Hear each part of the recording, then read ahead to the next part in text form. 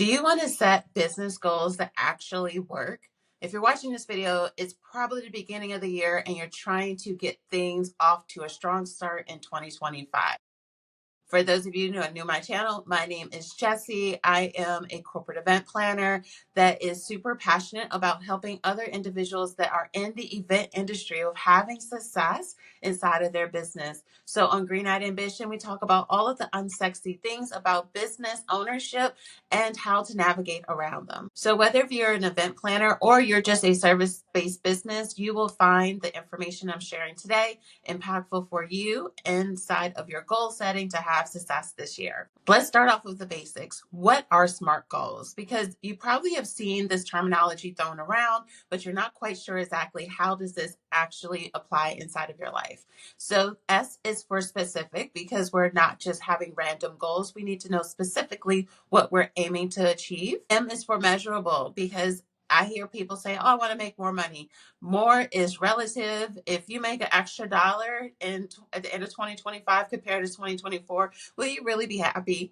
Chances are that's not going to be the case. So we want to be able to measure our goal. A is going to be achievable. So is this goal realistic? Is this something that is really able to be accomplished in a specific time period? R is relevant. Does the goal you're going to set actually related to the goals in which you have for your business or the direction your business is going? And T is time bound. So what is the deadline for you to go about hitting this goal? So for example, a goal would not be, I want to get more clients. A SMART goal would be, I will increase my bookings by 15% in the year of 2025 compared to the results I had in 2024. I hope that made it clearer for you, so let's get into it. The first step to really creating a SMART goal is that you want to analyze your data.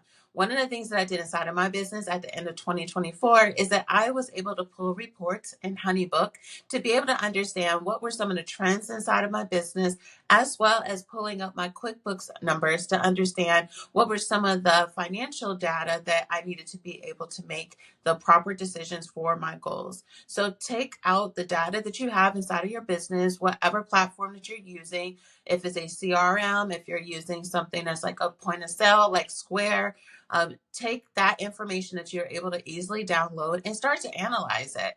Don't get overwhelmed if you have never done this before. Just take 1 to 2 things that you want to analyze and then just start to look at what were the trends in which you're able to find. For example, 3 of the trends that I like to follow inside of my business are where my leads are coming from. So are they coming from certain social platforms or are they coming from the outreach that we do? I also want to be able to have the understanding of what my average client is spending with me. Because if people are spending less money with me, but I'm getting more clients, I have to decide how do I change that, or if that's a good thing or a bad thing. Again, everyone's business is different. And then the third one is going to be client retention. So how many clients that I have repeatedly working with me? So whatever platform you're using, you want to make sure that you can actually find this data quite easily so that it doesn't take you a ton of time to be able to find it, or you want to make sure you have a platform that can even give you this. Once you have that data, now you want to be able to set a specific goal that you want to be able to do and accomplish based off of that data. The reason why you have to first start out with reviewing your previous data, because if I said, I want my average client to be spending $1,000 with me a year, but if they've only been spending 1,000, again, you have to know how you're going to accomplish this so that you're not finding yourself in a position that you're just overwhelmed. So now that you have that data, you want to be able to set a specific and realistic goal based off of the trends inside of your business. So here's an example. Let's say in Q1 of 2024, your company made $50,000.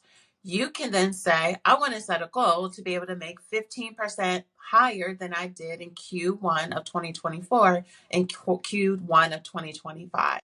By knowing what you're trying to increase by, then it's going to be relative. That's why I always tell people you want to know not only annually, but you also want to know quarterly. Because those of us that have been in the event industry for some time, we know that certain quarters we make more money than others. So I would not want to compare my Q4 information to my Q1 because typically inside of my business, Q1 is a lot slower than Q4. So you do want to compare apples to apples, not apples to oranges. The third step is now you want to be able to break down how you're going to go about accomplishing this goal. This can be on a weekly manner, which I actually prefer and I recommend for people to do so that you're not finding yourself going full steam and burning out. That's why people often with New Year's resolutions, they fall off in the first month is because the activity and action in which they're doing is not sustainable over a long period of time.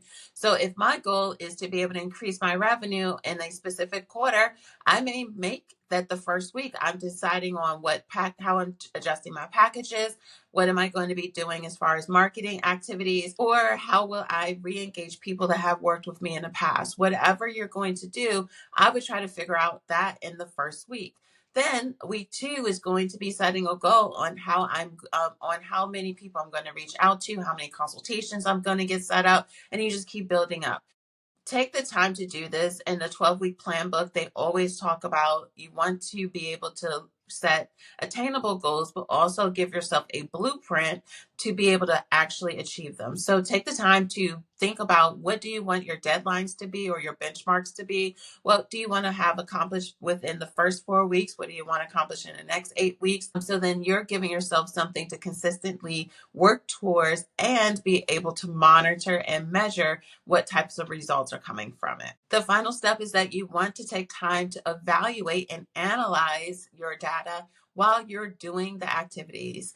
Don't think SMART goals are just this static goal. You may find that as you're starting to be more consistent with the actions that are necessary for you to hit your goal, that there are certain things that are shifting.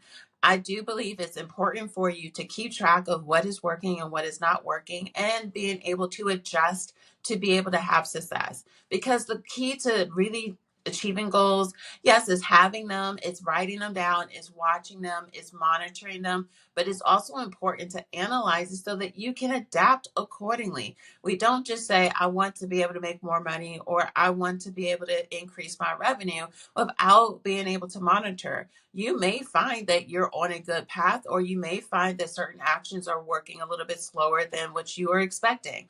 So you do want to take time to actively look at what is happening inside of your business. And if you've made it all the way to this part of the video, I have a surprise for you because I'm super passionate about helping event planners and event industry professionals with having success. I have created a free resource that is intended to help you with creating SMART goals and being able to create a strategy in your business to have success in this year. Click the link inside of my description so that you can access this free resource because it has some really great juicy tips, especially for those of you that haven't really actively done this in a strong and powerful way. Because I know that I see a lot of people that just do random vision boards and or just random goals. And I don't want that for you. I really want you to have the success that you're desiring this year. So click on the link that I have inside of the description or of this video so that you're able to look at really achieving the goals that you have in this year. So there you go. I've been able to break down all of the main steps in which you want to be able to do inside of your business when you're setting your goals for this year. Do not allow yourself to go into first quarter without having clarity on what you're really trying to accomplish this year. And here's the thing too, is that it's never too late to just get started, but you want to know exactly where you're heading. So don't forget to comment below and let me know, like, what is one of the goals that you're aiming to achieve this year? Because I want to start the conversation and I'm here to help you with having success this year. So until the next time, talk to you later. Bye.